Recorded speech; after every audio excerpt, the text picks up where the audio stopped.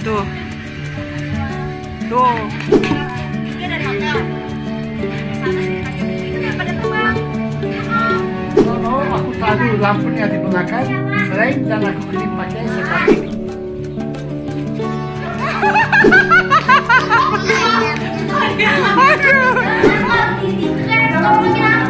Subscribe ini aku jadi makan es krim. Thank you subscribe ini. Carry you home.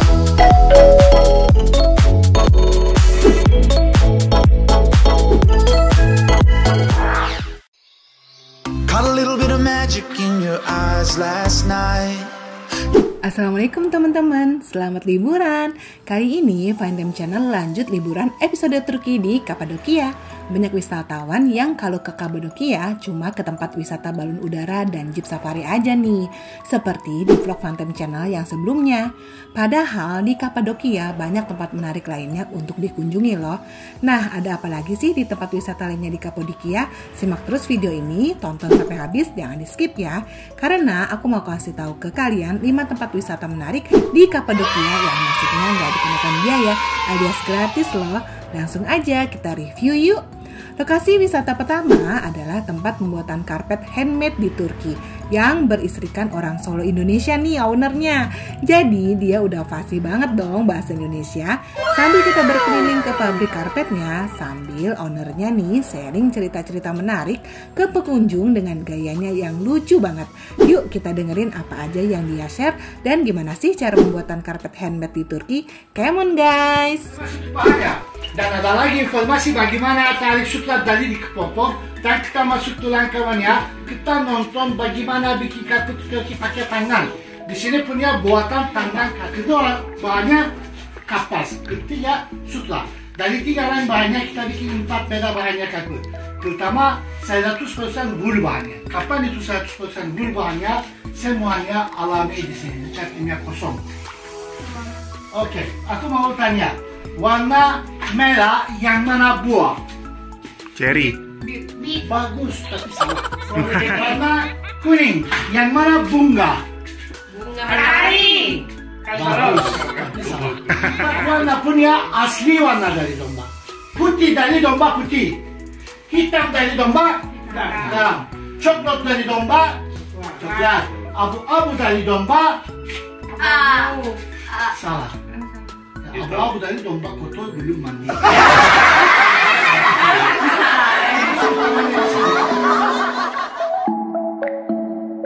Dan ini adalah suasana dalam pabriknya. Kita bisa lihat bagaimana ulat sutra memproduksi kepompong kapas yang lalu ditarik dengan mesin bisa menjadi benang untuk pembuatan karpet. Lewat foto-foto yang dipajang di dinding ini. Nih, ulatnya lucu ya teman-teman. Nih, ini adalah mesinnya yang bisa digunakan untuk menarik si kepompong kapas itu untuk menjadi benang di karpetnya. Ini yang udah dijadi tarikannya. Dua beda kepompong punya di sini. Dua beda. Tuh, ulatnya isi. Satu cewek, satu cowok. Yang mana cewek, yang mana cowok? Cowok nih cewek. Kenapa? Ini cantik bedanya, ini gembuk bedanya siapa? Ya, nah, semuanya kepompong punya di sutra di atas ya. Tahu berapa meter sutra punya di sini? Panjang sekali. Berapa meter Pak? Di 5. 10. Bagus tapi salah. 1000. 800 sampai 1200 meter sutra punya. Seperti itu. Tapi kalau kamu coba ditarik ini tak bisa ya. Putus. Kenapa ini kasar sekali? Dan kita taruh semuanya di dalam di sini. Dua pun halus sekali. Kapan itu halus sekali bisa ditarik itu ya. Silakan nonton ya. Terus çekelim. 1, 2, 3. Dan tamam ablacığım. Dan kita taruh ini di sini. And ini mesin bisa ditarik semuanya. Silakan nonton di sini. Masya Allah. Yavaş yavaş Emin abla heyecanlanma yavaş. Look seperti itu ya. Sentu ini. Sentu. Dari satu kepompong ya. No, dari 35. Di sini punya 35 kepompong sutra punya di sini. Tapi ini tipis untuk bikin karpet. Kuat tapi ya, strong ya. Strong. Sama pakai spiderweb. Ya. Oke, berapa meter dari sana ke sana? 800 sampai 1200 meter ya. Oke. tak bisa diputus. Nah, di sini kalian bisa melihat ada yang lagi mengerjakan karpetnya nih dengan motif yang unik banget dan khas Turki.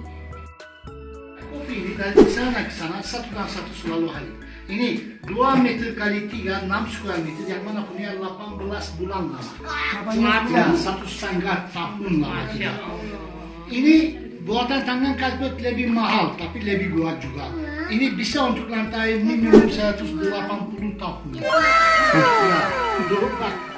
ini bagus contoh ya. Ini kira-kira 55 tahun sudah. Lihat di warna tak bisa dihilang. Lihat bahannya tak bisa disobek atau rusak cepat-cepat ya. Tangan lihat dia kasih di contoh pakai tinggal simpulkan dari chip punya permainan. Berapa ikatan punya? 2. Ini di teknik untuk Turki. Oke. Satu lagi bir daha yapalım ablacığım. Tapi ini slow motion untuk kamu tuh paham tuh proses. Slow motion. Slow motion ya. Tamam. Şimdi indirdikten sonra hızlı yapalım. Bagaimana dia bikin kapan dia sendiri seperti itu. Ya satudan satu di bawah putus. Satudan satu. Seperti itu 1,5 tahun. Kalau ini slow motion tak bisa diselesai ya. Ya. Oke. Now. Ini banyak sekali ya. Tamam ablacığım. Ini banyak sekali ya. Dia mau seperti itu kurangnya bagaimana lihat lagi.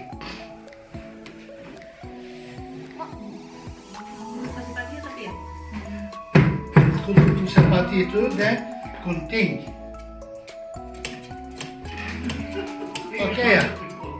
Paham ya? Oke teman-teman, kita masuk ke kamarnya ke sana. Kapan kamu minum kita kasih di contoh. Enak sekali bahannya, cantik sekali motifnya dari Turki. Buatan tangan kapal. Kapan aku selesai? Kalau mau tanya saja. Mau aku taruh lampunya di belakang frame dan aku kirim pakai seperti itu.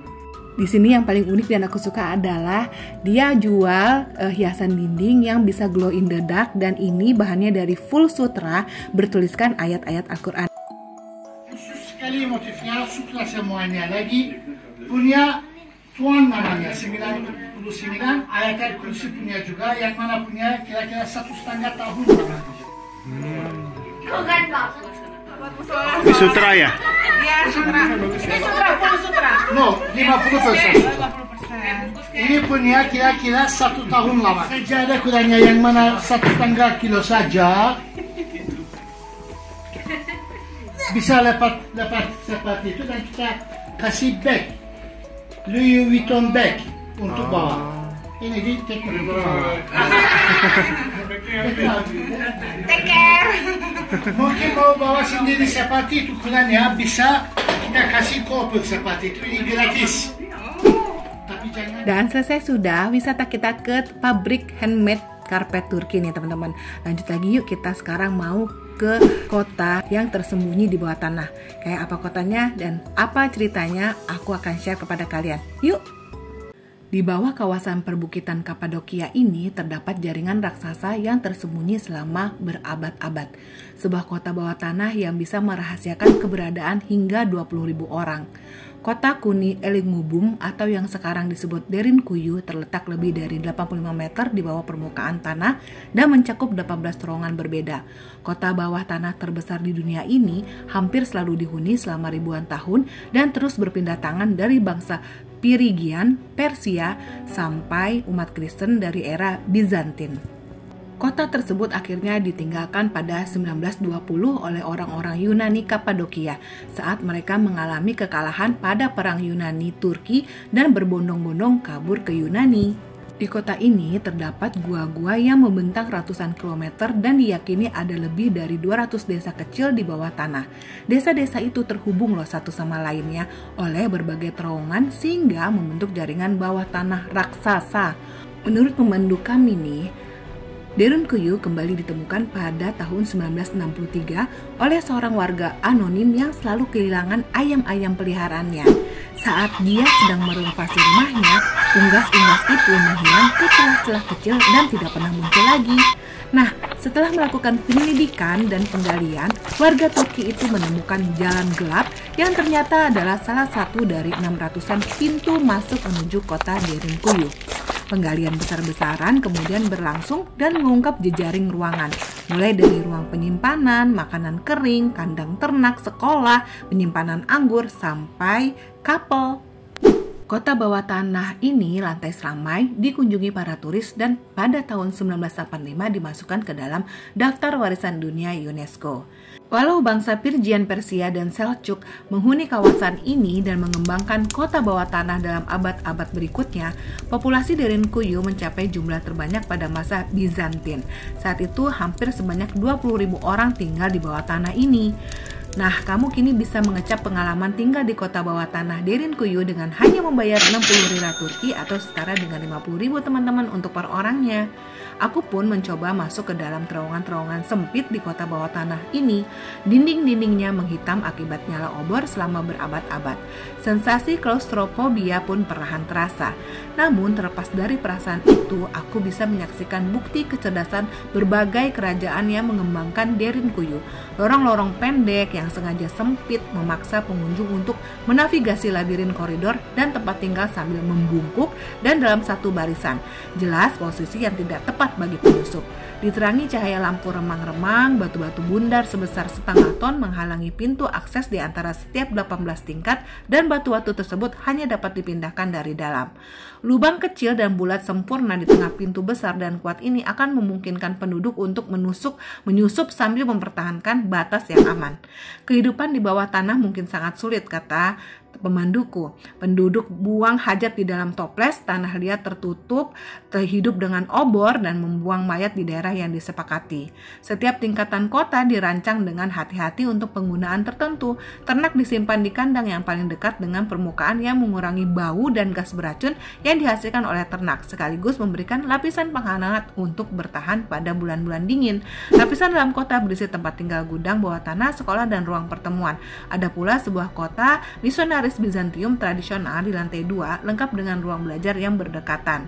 Nah, kamar-kamar khusus ini menunjukkan bahwa penduduk Derinkuyu siap menghabiskan waktu berbulan-bulan di bawah permukaan tanah.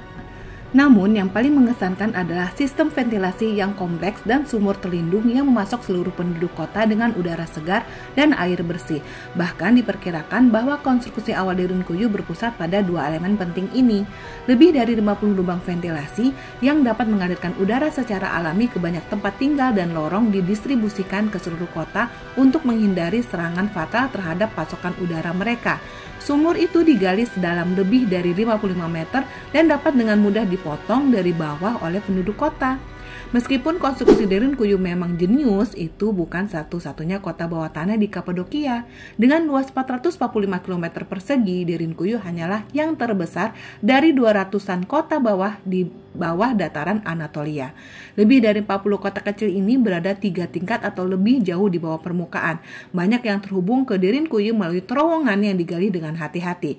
Beberapa lainnya membentang sepanjang 9 km. Semuanya dilengkapi dengan rute pelarian darurat jika perlu segera kembali ke permukaan. Tapi rahasia bawah tanah Kapadokia belum semuanya tergali nih teman-teman.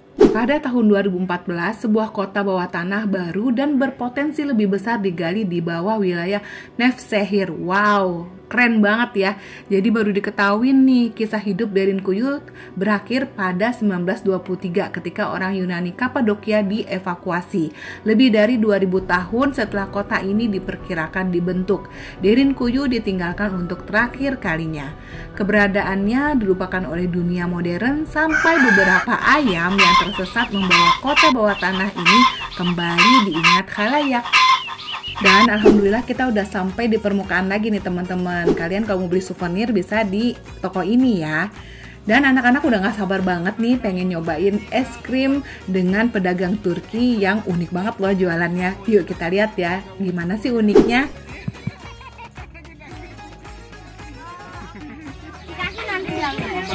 Bayar dulu.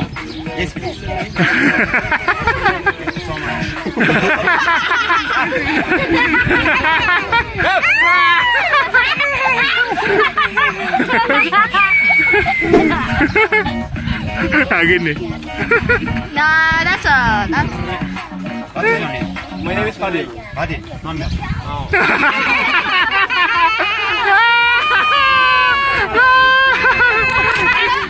Gimana teman-teman? Lucu dan unik kan cara jualan es krimnya? Mungkin bisa ditiru nih dengan penjual es krim yang ada di Indonesia biar makin banyak laku es krimnya. Nah, sekarang kita lanjut lagi ke lokasi yang ketiga ya teman-teman, yaitu kita akan menuju ke tempat pembuatan keramik yang pemiliknya ini udah dari generasi yang zaman dulu banget nih. Jadi turun-temurun generasi ini menjual keramik di Kapadokia.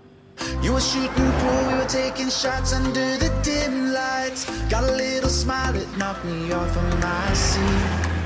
I started falling for you, and I didn't know what to do, but I knew that I had to make a move. From the moment that I watched you walk into my life, yeah, I just knew that I had to make a move.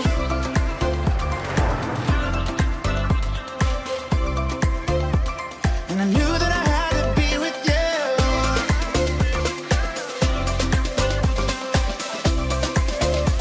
I just knew that I had to be with you.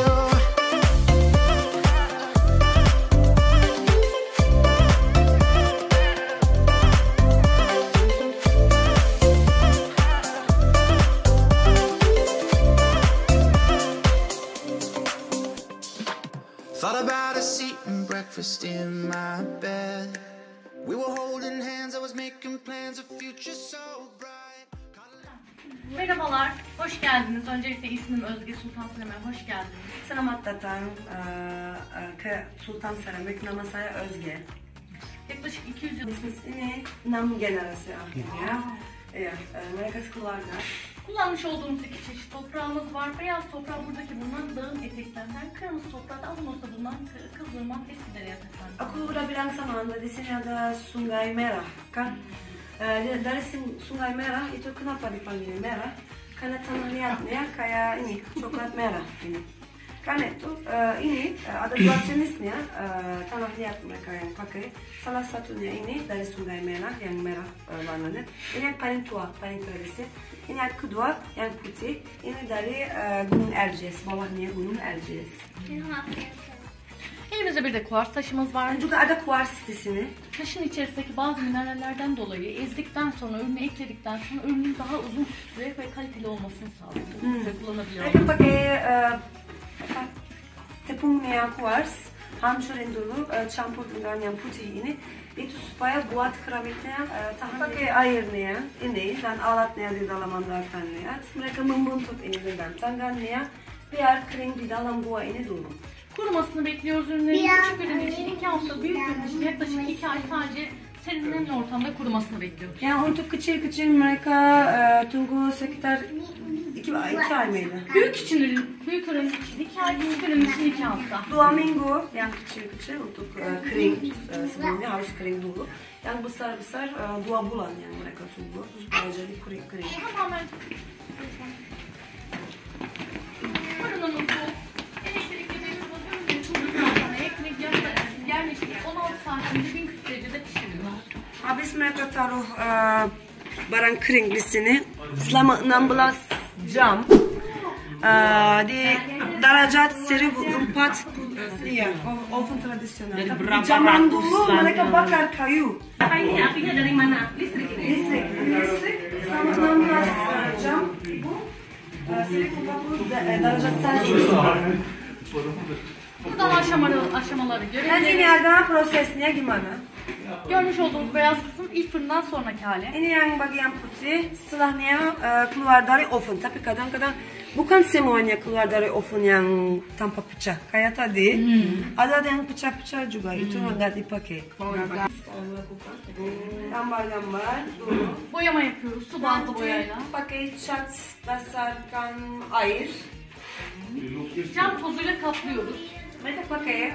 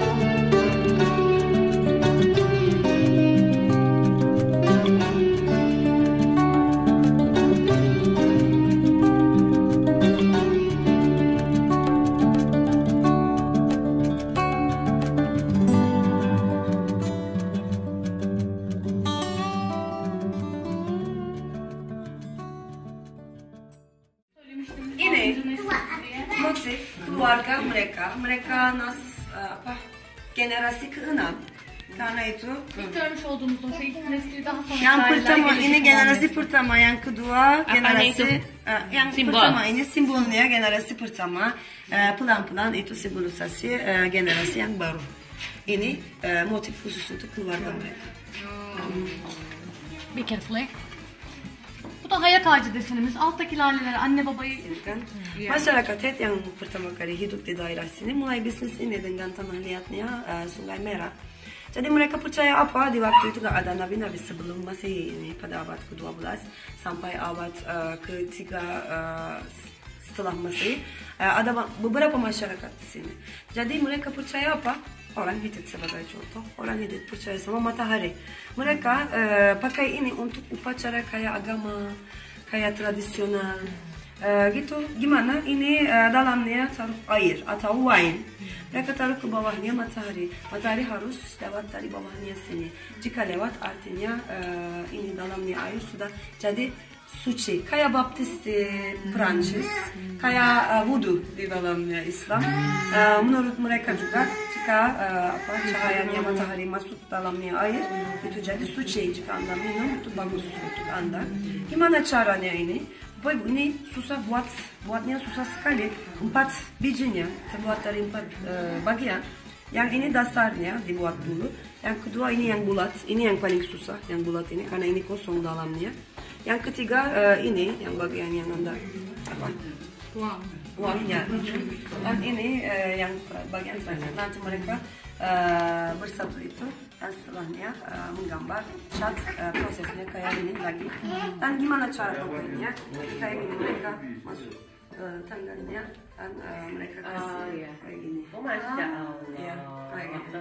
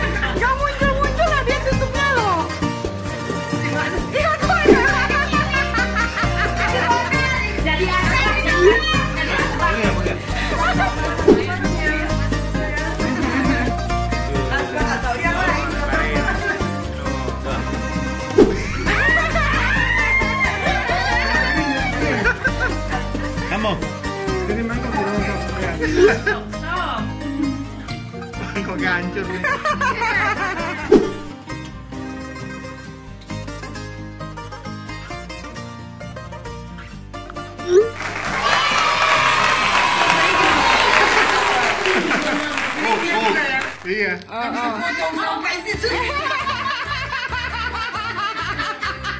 Saking tipis.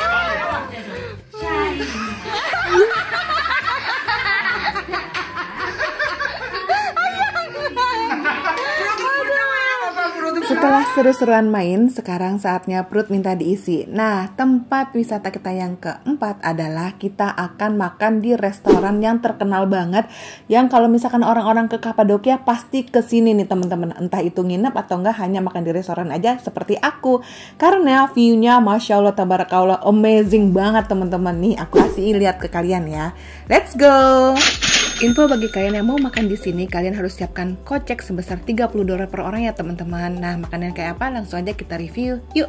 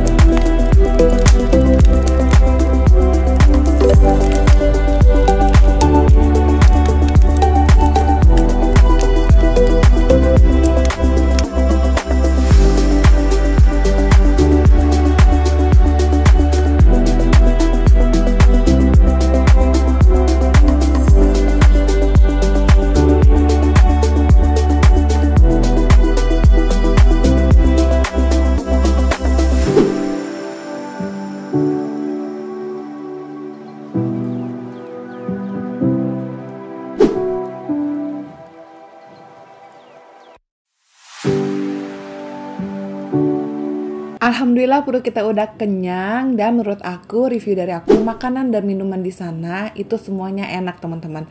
Karena fresh, sayur saladnya dan salad buahnya juga fresh, dan juga untuk dagingnya itu empuk banget. Itu tuh aku suka karena bumbunya itu mirip-mirip kayak bumbu kaleo gitu ya teman-teman. Dan untuk nasi Turkinya itu emang aku paling suka karena dimasaknya dengan menggunakan butter, jadi ada rasa gurihnya gitu. Tapi beda ya dengan nasi uduknya Indonesia. Nah sekarang saatnya kita menuju ke tempat wisata yang kelima nih teman-teman. Let's go, kita pergi bareng-bareng ya. Tempat wisata kita yang kelima di Kapadokia ini adalah pemandangan panorama best view, tanda-tanda kebesaran dan keindahan Allah yang begitu megah. Lereng bukit yang dibentuk dan diciptakan oleh Allah dari hasil magma lava yang panas akibat gunung Merapi yang meletus. Lalu Allah turunkan hujan yang setelah dingin lavanya menjadi bentuk lereng bukit yang indah banget yang terbentang luas di depan kalian ini guys. Masya Allah.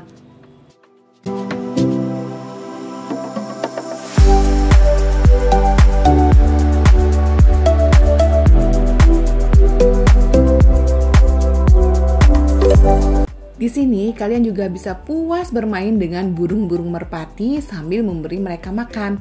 Niatkan sedekah ya teman-teman agar bernilai pahala di sisi Allah SWT. Alhamdulillah, 5 tempat wisata tambahan yang bisa kamu kunjungi kalau ke Kapadokia udah aku share. Tapi ini aku mau kasih bonus buat yang udah nonton video ini dari awal sampai akhir dan nggak di skip. Nah, siapa nih subscriber dan viewersnya Fantime Channel yang suka dengan perhiasan? Nah, pas banget deh, aku tambahin bonus tempat wisata yang ke-6, kita mampir ke toko perhiasan yang menjual emas, perak, berlian khas Turki nih. Langsung aja kita dengerin penjelasannya ya.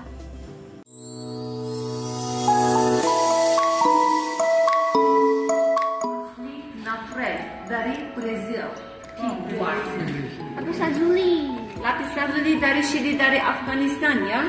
Ini batu onyx dari Turki. Yes, onyx. Ini biru onyx dari Turki for decoration. This for jewelries because it has carbon. This for decoration. Yes, black color only for jewelries. Akik, yeah, akik many different country. In Atlantic turquoise, oldest and deepest one. That's why we call it antique turquoise. Turquoise is many different color, yeah. For example, batu kecubung. Wow. Dari Indonesia. Yes. Batu kecubung for decoration. Ya, yang mana batu persisi, berlian sama ruby dan safir. Ya, empat batu persisi di dunia. Ini semuanya sama persisi. Ini batu ajaib, ini batu magic. Batu ini tidak memiliki warna. Berubah warna sesuai cahaya. Silakan lihat ini batu warna apa? Merah. Brown, coklat. Ada juga yang anti collection. Ada juga yang 3, 2, 1. Ya. Ini is incomplete, not ready. It has small piece. Yes, for decoration. Batu string dari Brazil. Yeah, this is very beautiful, very important, very special. Batu sultanite. Batu sultan. Hanya keluar dari Turki di dunia. Ini adalah sultanite alami. Setelah the bottom, dan the polish, dan berubah menjadi batu.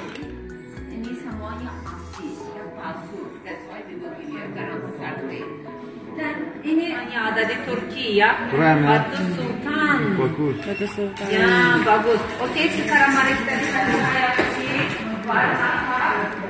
Oke, apa itu? Oke, punya coklat dan hijau. Ada sampai merah. Ada sampai biru. Batu sultanite changes color dan silver. Yes. Ini 925 karat sterling perak. Tidak bisa luntur hitam, modelnya memiliki 3 warna rose, kuning dan perak. Ini promosi aslinya $380. Berapa itu berapa ditanya harganya? $150, Bapak. Dipilih. Wah, lumayan ya teman-teman diskonnya. Oke deh teman-teman, sampai sini dulu vlog kita di video kali ini. Sampai ketemu di vlog selanjutnya ya. Jangan lupa untuk subscribe dan tekan bel notifikasinya supaya kita bisa terus ketemu nih di video-video selanjutnya, insya Allah. Terima kasih sudah nonton sampai habis. Wassalamualaikum warahmatullahi wabarakatuh. Jangan lupa untuk subscribe teman-teman. Bye-bye.